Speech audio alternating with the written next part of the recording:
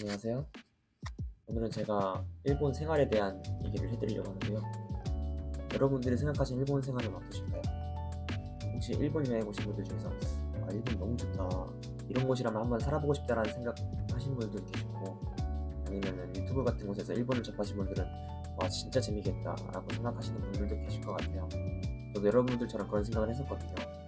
그래서 일본에 오기 전에 이런저런 기대를 하고 돌아왔는데, 기대와 현실 차이를 느끼면서 살고 있거든요.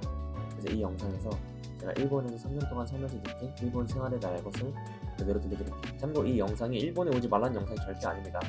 일본에 대한 환상과 로망만 가지고 돌아오게 되면 실제로 현실을 부딪혔을 때 엄청난 큰 데미지를 받을 수 있기 때문에 그런 환상을 없애드리기 위한 영상이고, 일본 생활의 현실이 이렇구나라는 것만 알고 가시면 될 것 같습니다. 그럼 바로 시작해보시죠. 본론으로 넘어가 보면요, 우선 여행이랑 유학이랑 완전 다르다고 생각하시면, 여행에서 느낀 기분을 일본 유학에서 느끼려고 하면 절대 느낄 수 없거든요. 왜냐면 여행의 목적이랑 유학의 목적이 다르기 때문에. 여행의 목적은 뭐죠? 여행의 목적은 즐기는 것이에요. 힐링이란 말이에요. 근데 유학의 목적은 뭘까요? 많은 분들이 공부라고 하실 것 같은데 제가 생각하기엔 아닙니다. 유학의 목적은 생존입니다. 외국에서 살아남는 게 저는 유학이라고 생각을 하거든요. 그래서 유학생들은 외국에서 살아남기 위해서 엄청난 노력을 해야 됩니다. 공부뿐만이 아니고 생활도 일본에서 생활을 해야 되고, 그렇다 보면 일본어도 당연히 잘 해야 되겠고, 타지에서 혼자 지내야 되니까 사교성도 길러야 되고, 이런 여러 가지 복합적인 요소가 있기 때문에 단순히 공부만 하려고 유학을 가는 것은 저는 아니라고 생각을 합니다. 그래서 사람들이 일본 유학 간다 그러면은 그럼 일본 여행도 자주 가겠다, 삶 자체가 여행 아니냐라고 생각하시는 분들이 계시는데, 사실 유학생들의 머릿속에는 그냥 빨리 한국 가고 싶다는 생각밖에 없습니다. 그리고 일본 여행도 시간과 돈이 있어야 되잖아요. 근데 유학생들은 우선 돈이 없어요. 돈이 없습니다. 그리고 시간은 학교랑 알바 하다 보면은 이 밤 10시에요. 집 오면은 11시, 뭐 씻으면 다 12시입니다. 끝나면 집 가서 쉬어야지 여행 갈 시간이 안 나요. 그럼 방학에 여행 가면 되지라고 하시는 분들이 계실 수 있는데, 방학에는요 한국 가야 됩니다. 이거 유학생분들 정말 공감하실 거예요. 방학 되면은 한국인들은 짜장면이랑 치킨 먹으러 한국 가야 됩니다. 한국 음식 일본에도 팔긴 하는데 맛은 있는데 한국에서 먹던 그 맛이 안 나요. 요즘엔 사실 도쿄나 오사카에 한국 음식점이 많이 생기는 것 같긴 한데 그래도 너무 비싸요. 우리는 원가를 알잖아요. 한국에서 얼마에 먹는지 아니까 일본에서 한국 음식을 먹는 게 이게 너무 돈이 아까운 느낌이 들더라고요. 근데 일본에 맛있는 음식 많잖아 라고 하실 수 있는데, 당연히 맛있는 음식 많은데 그렇다고 한국 음식이 안 땡기는 게 아니잖아요. 솔직히 개인적으로는 일본 라면보다는 한국 육개장 컵라면이 더 맛있더라고요. 홀로 오시는 분들은 시간적인 여유가 있을 것 같기도 해서 그나마 여행 다닐 수 있는데, 유학생은 좀 힘들다는 거. 절대 안 된다는 아닌데 아주 힘들 거예요. 그러니까 일본 유학 가면은 여기저기 많이 놀러 다녀야지 라는 생각으로 오셔도 생각만큼 그럴 여유가 없다는 말씀을 드리고 싶네요. 그리고 주변에 있는 관광지 몇 번 가시다 보면은 시시해져서 가지도 않아요. 그 다음 제가 말씀드리고 싶은 부분은 이거 정말 중요한 부분인데요. 외국에서 사는 게 꽤 외롭다는 거예요. 여러분들은 일본에서 만약 유학을 하신다면 일본인과 한국인 어느 쪽과 더 친하게 지내고 싶으신가요? 당연히 일본에 가면 일본인들이랑 친하게 지내야지 라는 생각을 하실 텐데요. 막상 일본에 가면요 한국인이 정말 그리워집니다. 그럼 비유를 하자면 중학교 끝나고 고등학교 올라갈 때 아는 사람 없어서 혼자 밥 먹어야 되는 위기에 처했을 때 그 고등학교에 같은 중학교 친구를 만난 기분이라 해야 되나? 그래서 그 친구랑 고등학교 초반 적응 기간 동안 같이 의지하면서, 그러면서 점점 주변에 친구들도 생기고 그런 식으로 해서 친구의 영역이 넓히잖아요. 유학생활도 전 비슷하다고 생각을 합니다.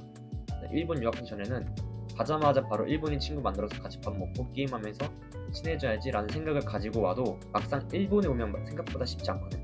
그래서 자연스럽게 한국인이 그리워지고 한국인끼리 의지할 수밖에 없게 되거든요. 그러면서 일본 생활에 익숙해지면서 일본인 친구도 생기고 그러거든요. 물론 이제 남다른 인싸력으로 오자마자 일본인 친구 만들어서 같이 온천 가고 드라이브 가고 하는 친구들도 있습니다. 그런데 저는 되게 내향적이어서 다른 한국인 친구가 일본인 친구랑 대화할 때 약간 옆에서 꼽사리 끼는 식으로 저는 친해졌거든요. 혹시나 이제 본인은 처음 보는 사람들이랑 금방 친해진다거나 아무 데서나 친구를 만들 수 있는 사람은 초반에 금방 친구 만드셔서 적응하실 수 있을 거예요. 근데 저처럼 낯가림이 좀 심한 사람들은 우선 주변 한국인과 친해진 다음에 그 친구들이랑 같이 일본 생활에 적응하면서 초반 구간을 잘 극복하셨으면 좋겠습니다. 혹시나 주변에 한국인이 없는 지역으로 유학을 하시거나 아니면 워홀을 가신다면 유학인 경우에는 학교에서 최대한 좀 착해 보이거나 아니면 나랑 좀 잘 맞을 것 같은 사람 근처에 앉아서 좀 모르는 거 물어보는 척 하면서 말문을 트는 게 좀 좋을 것 같습니다. 아니면 알바를 구하시는데 뭐 작은 구멍가게 알바 말고 좀 규모가 있는 쪽, 예를 들면 뭐 프랜차이즈 야키니쿠 집이라던가 카페 같은 곳, 좀 젊은 층 있는 사람들이 알바를 할 것 같은 곳을 구하셔서 인맥을 넓히시는 것을 추천드립니다. 워홀은 제가 워홀은 안 해봐서 잘 모르겠는데 뭐 워홀도 알바나 직장은 할 거 아니에요. 그래서 일을 해야 되니까 이렇게 들어가셔서 우선 한 명이랑 딱 친해져서 그 친구한테 도움을 받는 것을 추천드립니다. 일본인 중에서 한국에 관심 있는 사람 무조건 한 명 있거든요. 무조건 한 명은 있으니까 본인이 속한 곳에서 약간 이상한 짓 하지 않고 성실하게 행동한다면 금방 친해질 수 있을 거라고 저는 생각을 합니다. 마지막으로 이거 정말 진짜 중요할 얘기를 할 건데요. 바로 언어에 대한 얘기. 다들 외국에 살면 저절로 단기간에 외국어가 늘 거라고 생각하는 사람들이 있는데요. 절대 외국어 꽁으로 늘지 않습니다. 외국에서 부딪히고 깨지면서 느는 거예요. 방구석에만 있는다고 절대 안 늘어요. 제가 장담하건대 일본에 와서 아무것도 안 하고 방구석에 있는 사람보다 한국에 있더라도 매일 단어 외우고 어플로 일본인이랑 대화하는 사람이 일본어 훨씬 잘합니다. 실제로 제 경험이기도 하고요. 외국어는 본인이 고생한 거에 비례해서 는다고 저는 생각을 합니다. 아까 제가 일본에 있으면 한국인이 그립다고 말을 하긴 했지만 그렇다고 한국인들끼리만 모여서 놀면은 일본어 늘까요? 물론 밖에서 음식을 사 먹거나 뭐 수업을 듣거나 하기 때문에 어느 정도 레벨에 도달하겠지만 본인의 생각을 망설이지 않고 바로바로 말할 수 있게 되는 단계가 저절로 찾아오지 않습니다. 이건 진짜예요. 실제로 제 동기 아니면 선배들만 봐도 3년 4년 살았는데 일본어 발음 다 뭉개지고 말할 때마다 버벅거리는 사람 널렸습니다. 진짜 단순히 일본에 산다고 언어가 자연스럽게 늘지 않아요. 그래서 본인이 일본어에 말하는 환경에 노출돼야 되고 계속 말해보면서 일본어에 익숙해져야 합니다. 그런 노력이 없으면은 아무리 일본에 오래 살더라도 여러분들의 일본어 실력은 그 자리에서 멈출 거예요. 그래서 외국어를 배우기 가장 효과적인 방법이 그 나라 사람이랑 연애를 하는 거라는 말이 있는 거예요.